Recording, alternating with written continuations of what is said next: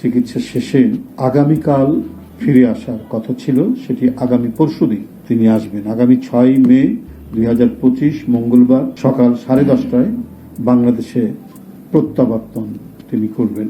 সাংবাদিক বন্ধুরা, তার প্রত্যাবর্তন উপলক্ষে অভ্যর্থনা জানানোর জন্য বিএনপি ও অঙ্গ সহযোগী সংগঠনের যে অবস্থান, সে অবস্থানটি আপনাদের সামনে তুলে ধরছি। মহানগর উত্তর বিএনপি থাকবে বিমানবন্দর থেকে লা মেরিডিয়ান হোটেল পর্যন্ত। ছাত্রদল থাকবে লা মেরিডিয়ান হোটেল থেকে খিলক্ষেত পর্যন্ত। যুবদল খিলক্ষেত থেকে হোটেল রেডিসন। মহানগর দক্ষিণ বিএনপি হোটেল রেডিসন থেকে আর্মি স্টেডিয়াম। স্বেচ্ছাসেবক দল আর্মি স্টেডিয়াম থেকে বনানী কবরস্থান। কৃষক দল বনানী কবরস্থান থেকে কাকলি মোড়। শ্রমিক দল কাকলি মোড় থেকে বনানী শেরাটন হোটেল। ওলামা দল প্লাস তাঁতি দল, জাসাস, মৎস্যজীবী দল থাকবে বনানী শেরাটন হোটেল থেকে বনানী কাঁচা বাজার। মুক্তিযোদ্ধা দল এবং সকল পেশাজীবী সংগঠন বনানী কাঁচা বাজার থেকে গুলশান 2 পর্যন্ত।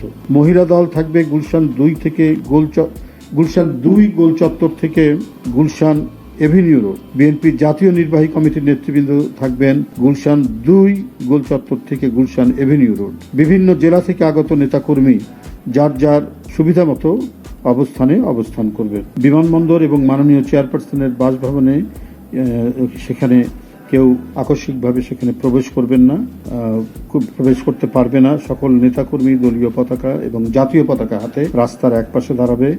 মাননীয় চেয়ারপারসনের গাড়ির সঙ্গে মোটরসাইকেল এবং হাঁটা চলাচল করা সম্পূর্ণরূপে নিষেধ করা হয়েছে। এই তার আসার পরিবর্তিত সময়টি এবং কারা কিভাবে অবস্থান করবেন, কোথায় দাঁড়াবেন, সেই তালিকাটি আপনাদের কাছে উপস্থিত করতে হবে। আপনাদের সকলকে ধন্যবাদ। যখনকার খবর তখনই দেখতে চোখ রাখুন সুন 24 টিভিতে। চ্যানেলটি সাবস্ক্রাইব করুন।